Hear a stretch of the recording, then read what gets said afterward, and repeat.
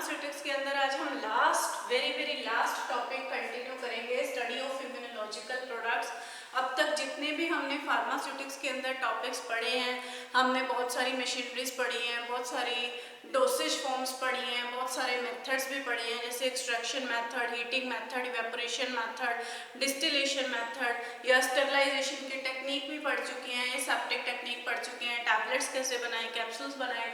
और आज हम जो पढ़ेंगे वो पढ़ेंगे इम्यूनोलॉजिकल प्रोडक्ट्स। इम्यूनोलॉजिकल प्रोडक्ट्स में मेनली जो आपके सिलेबस, वैसे तो इम्यूनोलॉजी या इम्यूनिटी के ऊपर अगर हम पढ़ने बैठेंगे तो इतना ज़्यादा वास्ट टॉपिक है कि इसका कोई एंड ही नहीं है, लेकिन जो आपके सिलेबस में मेंशन्ड है वो कुछ सीरास, वैक्सीन्स या कुछ टॉक्सॉइड्स या एंटीटॉक्सिन प्रिपरेशंस है। लेकिन इसको कंटिन्यू करने से पहले आई थिंक इसमें आपको इम्यूनिटी का थोड़ा सा बेसिक कंसेप्ट क्लियर होना ज़रूरी है कि इम्यूनिटी क्या है, क्योंकि अगर आपको इम्यूनिटी ही नहीं समझ आएगी तो बाकी चीज़ें आपको समझ आनी थोड़ी सी मुश्किल हो जाएंगी। तो सबसे पहले फर्स्ट जो हमारा है, what is the immunity. What is the immunity? Actually अगर हम इम्यूनिटी को डिफाइन करें,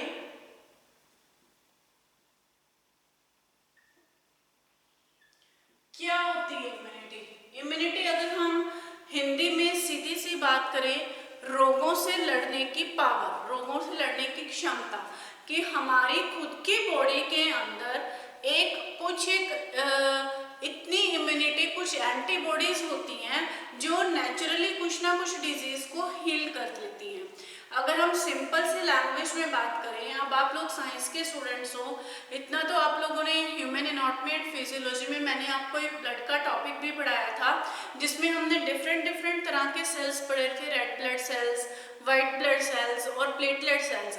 उसमें हमने वाइट ब्लड सेल्स के लिए एक नाम यूज किया था कि ये जो वाइट ब्लड सेल्स हैं ये हमारी बॉडी के एक सोल्जर्स हैं, सैनिक हैं, मतलब कि वो हमारी बॉडी को एक इम्यूनिटी प्रोवाइड करते हैं। जैसे अगर देखो, कभी भी अगर हमें इन्फेक्शन होती है बॉडी के अंदर, कोई वायरल, कोई बैक्टीरियल या किसी भी तरह की, तो सपोज अगर हमें कोल्ड है, कफ है या कोई सिम्टम्स आते हैं, तो इसका ये मतलब है कि जो हमारी बॉडी इतनी इम्यून नहीं है कि वो वायरस या वो बैक्टीरिया ने जाके हमारी बॉडी को इफेक्ट किया, जिसकी वजह से हमें सिम्टम्स आने शुरू हो गए। कि इसमें देखो दो टर्म्स मेनली यूज होती हैं इम्यूनिटी में। वैसे तो मैं ये आपको पहले भी क्लियर कर चुकी हूँ, पर यहाँ भी क्लियर कर देती हूँ। एक तो होता है एंटीजन और एंटीबॉडीज। ये आप बार बार पढ़ भी चुके होंगे, बाकी और सब्जेक्ट्स में भी पढ़ चुके होंगे। एंटीजन क्या होता है? जब भी कोई फॉरेन मटेरियल हमारी बॉडी के अंदर एंटर करता है, फॉरेन मटेरियल मतलब कि कोई भी सब्सटेंस, चाहे वो एक डस्ट पार्टिकल हो सकता है, चाहे कोई भी पार्टिकल हो सकता है, चाहे वो आप मान लो वायरस हो सकता है, चाहे वो बैक्टीरिया हो सकता है, चाहे वो माइक्रो ऑर्गेनिज्म हो सकता है, अगर वो हमारी बॉडी में एंटर करता है, and that is called as the antigen. And if it produce any such type of the infection, अगर हमारी बॉडी में वो किसी तरह की इन्फेक्शन प्रोड्यूस करेगा और उस इन्फेक्शन को रोकने के लिए हमारी बॉडी कुछ एंटीबॉडीज प्रोड्यूस करेगी, हमारी बॉडी कुछ सैनिक प्रोड्यूस करेगी। एंटीबॉडीज क्या होती हैं? ये एंटीबॉडीज जैसे जिनको हम इम्यूनोग्लोबुलिन्स भी बोल देते हैं, इनके लिए एक वर्ड यूज होता है इम्यूनोग्लोबुलिन्स।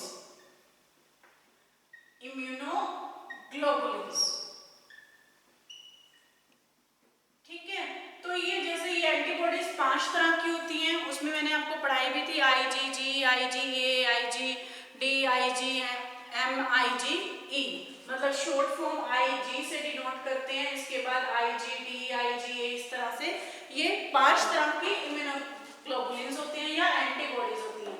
ये एंटीबॉडीज क्या है कि हमारी बॉडी एक तरह से हमारी बॉडी के अंदर सोल्जर का काम करती हैं, हमारी बॉडी में नेचुरली एंटीबॉडीज प्रोड्यूस हो जाती हैं। अगर ये एंटीबॉडीज उस एंटीजन को एक तरह से हराने में, किल करने में कामयाब हो जाती है तो हमें कोई डिजीज नहीं होगी। लेकिन अगर हमारी एंटीबॉडीज के ऊपर ये एंटीजन हावी हो जाते हैं तो हमें उसके सिम्टम्स भी आएंगे और हम उस डिजीज से ग्रस्त हो जाएंगे। तो ये मेनली इम्यूनिटी समझ में आ गया होगा कि क्या है, कि immunity is the power of a person या power of a body to resist against the different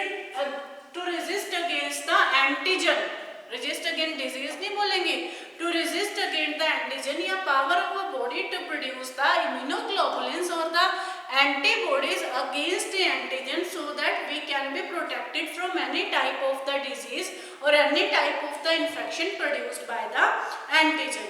अब सबसे पहले हम इसमें पढ़ेंगे कि क्लासिफिकेशन ऑफ द इम्यूनिटी, कि इम्यूनिटी की कितने तरह की क्लासिफिकेशन है, क्योंकि इम्यूनिटी की क्लासिफिकेशन समझ में आएगी ना तभी आगे आपको जो सीरा, वैक्सीन या टॉक्सोइड्स हैं ये चीजें समझ में आएंगी। क्योंकि मुझे बड़ी अगर मैं अपने पॉइंट ऑफ व्यू से करूं कि जब मैं स्टूडेंट लाइफ में थी, सीरा मैंने पढ़ लिया, मुझे समझ में आ गए, एंटीटॉक्सिन्स मैंने पढ़ लिए, टॉक्सोइड्स मैंने पढ़ लिए, एंटीबॉडीज मैंने पढ़ ली, लेकिन मुझे ये नहीं समझ आया कि सीरा है जो वो किस टाइप की इम्यूनिटी के लिए देते हैं, एंटीबॉडीज है वो किस टाइप की इम्यूनिटी के लिए देते हैं, या वैक्सीन है वो किस टाइप की। लेकिन वो हमें कब समझ में आएगा, अगर आपको पता होगा पहले इम्यूनिटी कितने टाइप की है तभी समझ में आएगा ना कि इम्यूनिटी होते कितने टाइप की है। तो बहुत बेसिक कॉन्सेप्ट है, पढ़ा आपने पहले भी बहुत बार होगा, लेकिन मैं रिपीट जरूर करूंगी ताकि आपको आगे का कॉन्सेप्ट समझ में आ जाए। First is the immunity.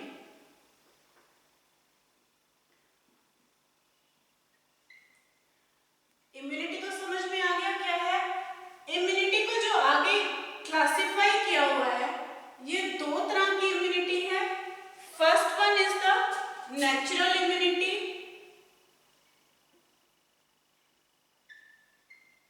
Natural immunity,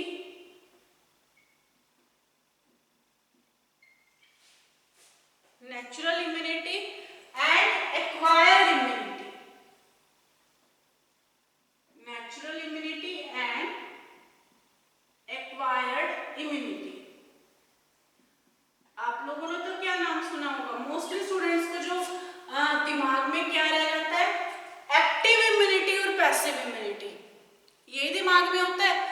जो एक्टिव और पैसिव तो है ना, वो इनकी भी आगे क्लासिफिकेशंस हैं। मेरे भी दिमाग में जब तक इस लेक्चर को प्रिपेयर नहीं किया था तो दिमाग में ये था कि एक एक्टिव इम्यूनिटी होती है, एक पैसिव इम्यूनिटी होती है, लेकिन जब इसकी एग्जैक्टली क्लासिफिकेशन देखोगे ना तो एक्टिव पैसिव इसमें भी आएगी, एक्टिव पैसिव इसमें भी आएगी। तो सबसे पहले हम इसमें करते हैं, सबसे पहले नेचुरल इम्यूनिटी। नेचुरल इम्यूनिटी क्या होती है कि natural immunity is the immunity which is required, immunity which is required naturally, which is required naturally। नाम से क्लियर है, डेफिनेशन में तो मैंने कुछ भी नहीं ऐसा इसमें लिखा कि ना समझ में आ जाए, ना समझ में आए। विच इज रिक्वायर्ड नेचुरली का क्या मतलब है, देखो अगर हम पर्सन टू पर्सन इसको समझने की कोशिश करें ना तो ये जो इम्यूनिटी है नेचुरल इम्यूनिटी, ये immunity species to species, species किसको, जैसे human species, fowl species, person to person vary करती है, रेस टू रेस वेरी करती है, उसको बोलते हैं नेचुरल इम्यूनिटी। हो सकता है कि किसी डिजीज से, जैसे अब आप देखो जो कोरोना वायरस जो एक हमारी पेंडेमिक फैली हुई है, आप ये देखोगे कि जो कई बार क्या होता है, कई लोग हैं जो बड़ी प्रिकॉशंस ले रहे हैं, घर से बाहर भी नहीं जा रहे, सैनिटाइजर भी यूज कर रहे हैं, मास्क भी यूज कर रहे हैं, लेकिन फिर भी वो इस पैंडेमिक की चपेट में आ रहे हैं। लेकिन बहुत से लोग हैं जो प्रिकॉशंस भी नहीं ले रहे, अब बहुत से बेचारे मजबूर बेबस लोग हैं जिनको बाहर भी जाना पड़ रहा है, लेकिन वो जरूरी नहीं है कि सबको कोरोना हो रहा है। हाँ, लेकिन पैंडेमिक से इफेक्टेड बहुत लोग हो रहे हैं, लेकिन हम एक कंपैरिजन कर रहे हैं कि ऐसा नहीं है कि हर एक को कोरोना हो रहा है, या ऐसा नहीं, क्यों, क्योंकि हर एक पर्सन की अपनी इम्यूनिटी है, हर एक पर्सन की अपनी रोगों से लड़ने की पावर है, तो उसको बोलते हैं हम immunity vary from person to person, immunity vary from person to person. क्योंकि हो सकता है कि किसी एक पर्सन से, एक डिजीज से लड़ने की पावर मेरी हो पर किसी और की ना हो, या हो सकता है कि सेकंड पर्सन क्यों मेरी ना हो। अब जैसे हम बोलते हैं कि जैसे जो चिल्ड्रन होते हैं, ठीक है, बच्चे होते हैं, चिल्ड्रन स्पेशली जो 2 to 5 इयर्स, उनकी इम्यूनिटी स्पेशली बहुत कम होती है, उनकी इम्यूनिटी कम होती है। आप देखो उनको टाइम टू टाइम वैक्सीन लेनी बहुत जरूरी है। 2 से 5 साल तक बच्चों के हर 6 महीने बाद, हर 4 महीने बाद इंजेक्शन लगते ही रहते हैं। पोलियो की डोज डलती रहती हैं। क्यों? क्योंकि उनकी इम्यूनिटी बहुत कम है भाई, ठीक है। लेकिन वही जो है 5 साल के बाद 10 साल के बाद इंजेक्शन की फ्रीक्वेंसी कम हो जाती है। क्यों? क्योंकि उनकी इम्यूनिटी डेवलप हो जाती है, ठीक है। इसलिए जैसे चाइल्ड, हम सबसे बड़ा जो मेन डिफरेंस जो कर सकते हैं पर्सन टू पर्सन में, एक चाइल्ड में और एक अडल्ट में कर सकते हैं। कहते हैं ना कि जो कोरोना की जो लहर है वो बच्चों को ज्यादा इफेक्ट करेगी। क्यों? क्योंकि भी उनकी इम्यूनिटी कम है, जबकि जो 16, 17, 18 या 20 साल के लोग हैं उनको कम इफेक्ट करेगी क्योंकि उनकी मैक्सिमम इम्यूनिटी है। तो ये पर्सन वेरी करती है। एक इम्यूनिटी होती है जो रेस टू रेस वेरी करती है। अब रेस क्या चीज होती है? रेस होती है एक ही स्पीशीज की आगे प्रजातियां। अब एक ही स्पीशीज मतलब जैसे हम ह्यूमन बींग्स, जिसको साइंस में क्या बोलते हैं, होमोसेपियंस। ह्यूमन बींग्स की भी बहुत सी प्रजातियां, नीग्रोस भी हैं, अमेरिकन्स भी हैं, हम लोग भी हैं जो ब्रिटिश कलर इंडियंस हैं, ठीक है, या अफ्रीकन्स भी हैं। अब पता है क्या होता है, जो मतलब हर एक एरिया के हिसाब से, जैसे हम लोग हैं जो नॉर्थ इंडियंस हैं, जो अफ्रीकन्स हैं, जो नीग्रोस हैं, उन सबकी इम्यूनिटी भी उनके क्लाइमेट के हिसाब से डेवलप हो जाती है। जैसे एक डिजीज का सिंपल एग्जांपल दूं, जैसे जो येलो फीवर है, येलो फीवर एक डिजीज है। येलो फीवर के लिए नीग्रोज रेजिस्टेंट है। Negroes are the resistant to the yellow fevers, but we are not resistant, हमें ये डिजीज हो सकती है, ठीक है। एक जो नेचुरल इम्यूनिटी होती है जो वेरी करती है फ्रॉम स्पीशीज टू स्पीशीज। अब ये स्पीशीज और रेस में क्या डिफरेंस है? रेस तो मतलब हो गया कि एक ही स्पीशीज के आगे पार्ट्स, जैसे आपने डॉग्स देखी है, डिफरेंट तरह के डॉग्स, कैट्स देखी है, डिफरेंट तरह की कैट्स, कोई ब्लैक, कोई वाइट, कोई मिक्स, या आपने फाउल्स देखी है, पक्षी देखी है, जैसे पिजन्स देखी है, वाइट पिजन भी है, ब्लैक मतलब कि ग्रेश भी है। वो मतलब जब एक ही चीज की वैरायटी हो जाए ना, तो वो तो होती है रेस। स्पीशीज होती है जब चीज ही डिफरेंट हो जाए। जैसे अब अगर हम कंपेयर करें कि हम और एनिमल्स, दैट इज द, वैसे तो हम भी एनिमल हैं, लेकिन मैं एक्चुअल में जैसे हम और फाउल्स, ठीक है, फाउल्स जैसे पक्षियों को ले लो। अब जैसे रेस टू रेस की इम्यूनिटी वेरी करती है, स्पीशीज टू स्पीशीज। स्पीशीज में अगर मैं आपको एग्जांपल दूं, तो जैसे जो ह्यूमन बीइंग है, human being that is resistance to plague. जो प्लेग नाम सुना है आपने, जबकि फाउल्स हैं, जो पक्षी हैं, they are not resistant to plague, वो प्लेग के लिए रेजिस्टेंट नहीं है। प्लेग क्या है? एक बीमारी है जो चूहों से फैलती है, ठीक है। आपने सुना होगा, पीछे नेट पे सर्च करोगे, कुछ एक साल पहले, कोई 100-150 साल पहले, प्लेग, जैसे आज कोरोना वायरस फैला हुआ है ना, ऐसे साउथ के एक पोर्शन में प्लेग एक पेंडेमिक की तरह फैला था। वहाँ हजारों लाखों पक्षी, मतलब इवन तब तो ह्यूमन बींग्स को भी इन्फेक्ट किया था, बहुत से पक्षी वहां पे मर चुके थे, फाउल्स मर चुके थे। जो ह्यूमन बींग्स है वो प्लेग के लिए मोर रेजिस्टेंट है as compare to the fowl. तो ये होती है नेचुरल इम्यूनिटी। अब ये नेचुरल इम्यूनिटी में कोई ऐसा तो है नहीं है कि मतलब कि ह्यूमंस ऐसा खाते हैं या उसकी वजह से खाने पीने, रहने, क्लाइमेट, हर चीज से हमारी इम्यूनिटी इफेक्ट होती है। तो नेचुरल इम्यूनिटी होती है जो हमें नेचुरली मिली हुई है, जो हमें प्राकृतिक मिली हुई है, उसको तो हम बोलते हैं नेचुरल इम्यूनिटी। नेचुरल इम्यूनिटी का जो दूसरा नाम है, that is also called as the innate immunity. ये याद रखना, इनेट इम्यूनिटी।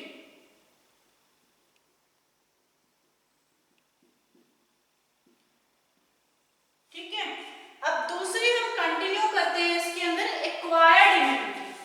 एक्वायर्ड इम्यूनिटी क्या है? अब ये थी, ये इम्यूनिटी है जो पर्सन अपने लाइफ टाइम में एक्वायर करता है।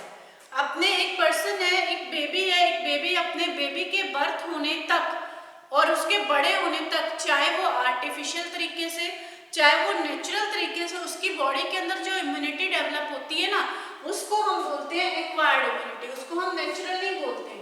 तो एक्वायर्ड इम्यूनिटी को आगे दो पार्ट्स के अंदर क्लासिफाई किया हुआ है, that is the acquired active immunity. इसको थोड़ा बेटर क्लासिफाई कर लेते हैं हम एक्वायर्ड इम्यूनिटी को। एक्वायर्ड इम्यूनिटी को आगे क्लासिफाई किया हुआ है, that is the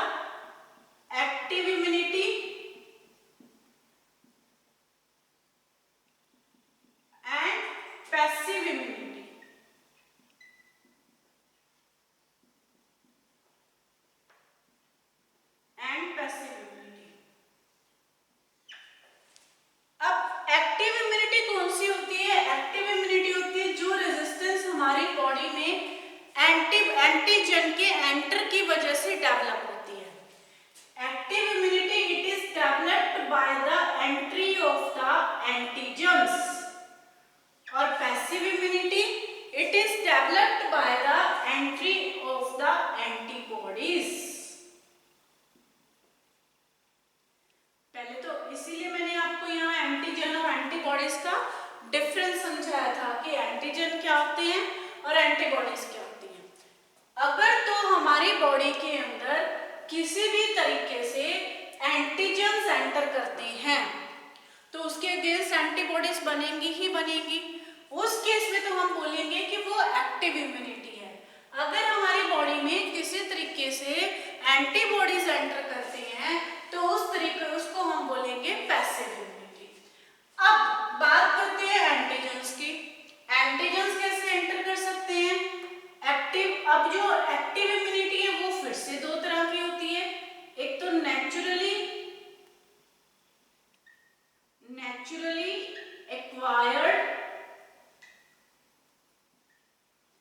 active immunity और आर्टिफिशियली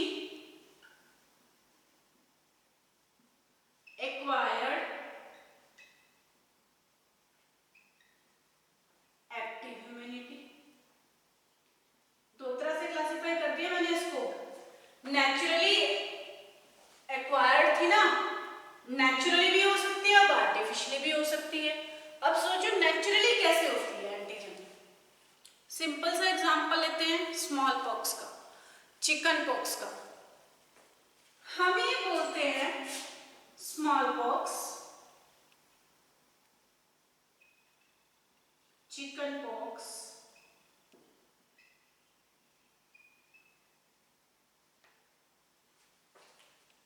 जिसको हम छोटी माता, चिकन पॉक्स छोटी माता या बड़ी माता बोलते हैं। इवन चिकन पॉक्स या स्मॉल पॉक्स तो जो है हमारी बॉडी के कंट्री के अंदर अब वो है नहीं, रेडिकेटेड हो चुका है। चिकन पॉक्स के कुछ एक केसेस होंगे शायद। तो अब ये जो है, अब देखो ये कुछ ऐसी डिजीजेस होती हैं कि अगर किसी को एक बार लाइफ में हो जाए, अगर किसी को एक बार लाइफ में हो जाती हैं तो उसके बाद उसे थ्रू आउट लाइफ वो कभी भी नहीं होती। समझ गए क्यों? क्योंकि जब स्मॉल पॉक्स या चिकन पॉक्स जैसी डिजीज, कुछ एक बीमारियां ऐसी होती हैं, अगर वो एक बार हमारी बॉडी में हो जाती हैं, अगर एक बार एंटीजन हमें बॉडी में एंटर कर जाते हैं, उसके सिम्टम्स आ गए, मुझे स्मॉल पॉक्स हो गया, तो उसके बाद मेरी बॉडी में एंटीबॉडीज अपने आप नेचुरली प्रोड्यूस होंगी। एंटीबॉडीज जो वो प्रोड्यूस होती हैं वो लाइफ टाइम रहेंगी, लाइफ टाइम वो एंटीबॉडीज खत्म नहीं होती। इसलिए जो वो एंटीबॉडीज है, इसलिए जो इस टाइप के जो डिजीज होती हैं जैसे small pox, chicken pox type, ये हमेशा लाइफ में एक ही बार होती हैं। इसलिए जिसको एक बार होगी उसको दोबारा कभी भी ये डिजीज नहीं होती। तो ये कौन सी हो गई? Naturally acquired active immunity. किससे हुई? एंटीजन से। एंटीजन ने अटैक किया, अटैक करने के बाद एंटीबॉडीज प्रोड्यूस हुई और वो एंटीबॉडीज आपकी बॉडी में लाइफ टाइम के लिए प्रोड्यूस हो गई। तो इसका मतलब क्या है कि वो आपकी एंटीबॉडीज लाइफ टाइम के लिए प्रोड्यूस होगी, वो भी नेचुरली एक्वायर्ड एक्टिव इम्यूनिटी। लेकिन कुछ एक डिजीज है कि जिनके लिए हमें वैक्सीन लेनी पड़ती है, कुछ एक डिजीज है हमें आर्टिफिशियली लेनी पड़ती है। तो आर्टिफिशियल हम इसको किससे ले सकते हैं? That is by vaccine. क्योंकि मैं यहाँ सिर्फ एंटीजन की बात कर रही हूँ कि जो एक्टिव इम्यूनिटी है वो एक्टिव इम्यूनिटी सिर्फ एंटीजन की वजह से आ रही है, जबकि पैसिव इम्यूनिटी जो है वो एंटीबॉडीज की वजह से आ रही है। अब वैक्सीन में हम क्या करते हैं? अब जो ये कोरोना वैक्सीन है, जो कोरोना वैक्सीन आ रही हैं, कोरोना या कोविशील्ड या जो भी है, वैक्सीन क्या होती है? वैक्सीन में एक्चुअली क्या होता है कि जो attacking virus, attacking micro organism है, जैसे सपोज अगर हम डेंगू की बात करें या जो डेंगू वायरस है, या जो हम पोलियो की बात करें, जो पोलियो वायरस है जिससे हमें वो डिजीज हो रही है, हम क्या करते हैं कि उसी को इनएक्टिवेट करके, वायरस को इनएक्टिवेट करके या एटीन्यूएट, एटीन्यूएट होता है मतलब हाफ किल्ड, एक वर्ड इसमें यूज किया जाता है फार्मेसी में, फार्मेसी के मेडिकल फील्ड में, एटीन्यूएटेड। एटीन्यूएटेड मतलब हाफ किल्ड, हाफ किल्ड मतलब कि उसको इतना इनएक्टिवेट कर दिया कि वो बॉडी के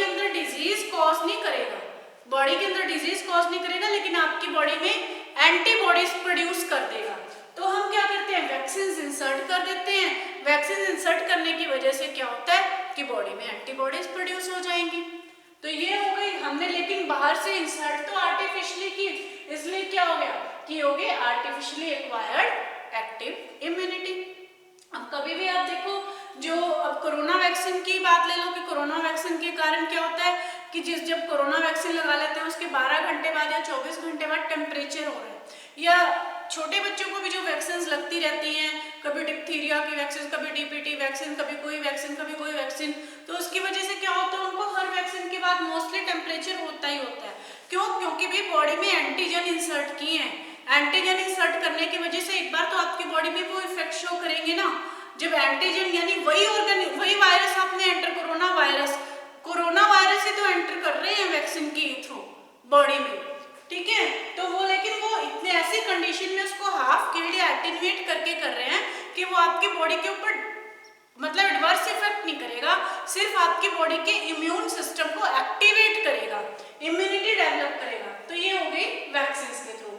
डिटेल में पढ़ेंगे हम आगे वैक्सीन का टॉपिक कि कौन कौन सी वैक्सीन होती हैं। अब आते हैं हम इसमें पैसिव इम्यूनिटी। पैसिव इम्यूनिटी क्या होती है?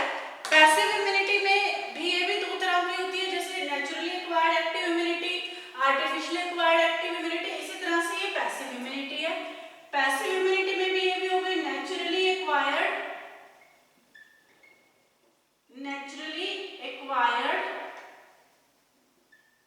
Passive immunity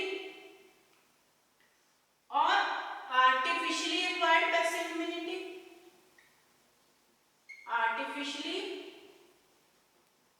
acquired passive immunity. अब इसके अंदर हमने एंटीबॉडीज इंसर्ट करनी है।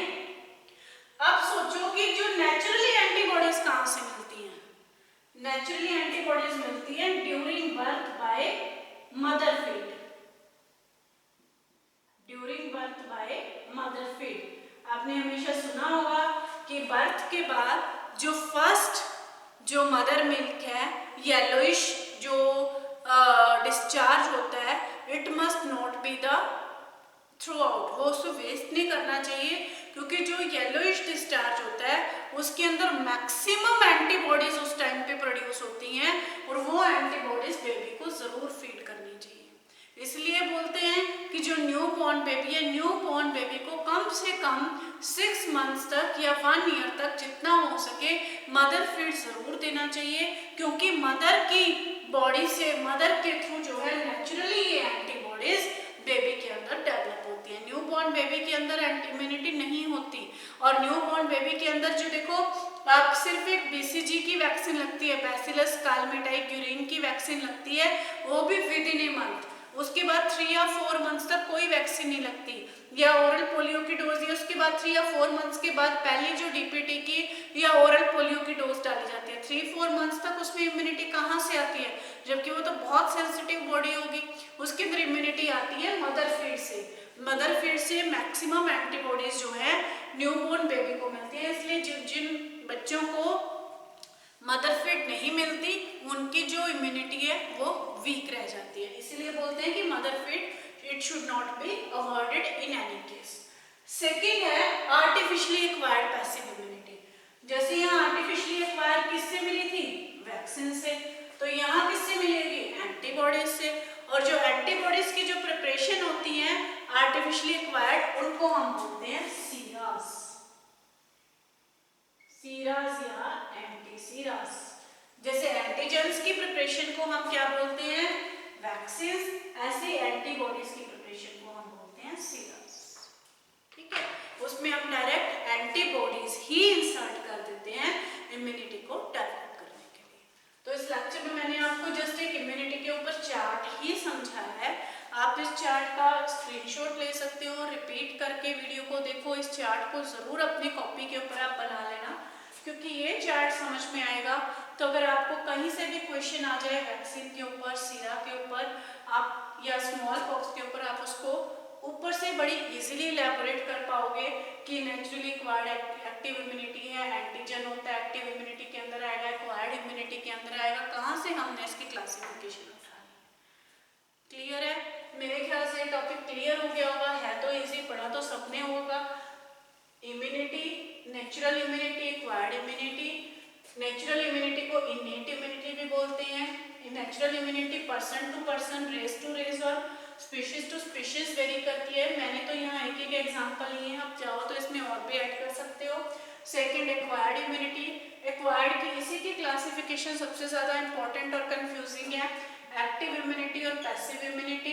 एक्टिव इम्यूनिटी ये याद रखना कि वो एंटीजन की वजह से मिलती है, ये एंटीबॉडीज की वजह से मिलती है। अब ये भी naturally acquired, artificially, naturally, artificially. Naturally acquired active immunity किससे मिलेगी? एंटीजन नेचुरली जो बॉडी में खुद एंटर कर जाते हैं, जैसे स्मॉल पॉक्स, चिकन पॉक्स जैसे डिजीज, जो बाद में बॉडी में लाइफ लॉन्ग के लिए एंटीबॉडीज प्रोड्यूस कर देती हैं। और आर्टिफिशियली एक्वायर्ड में वैक्सीन आ जाएंगी। यहाँ नेचुरली एक्वायर्ड पैसिव इम्यूनिटी में मदर फीड से और आर्टिफिशियल एक्वायर्ड में सीड आ जाएगी। होप ये लेक्चर आपको समझ आया होगा, अच्छे से क्लियर हुआ होगा। तो इसके नेक्स्ट लेक्चर में हम कंटिन्यू करेंगे कुछ वैक्सीन सीराज की प्रिपरेशन, ठीक है। क्योंकि इससे पहले आप ये लेक्चर इसको अच्छे से समझ लीजिए, अच्छे से इसको पढ़ लीजिए।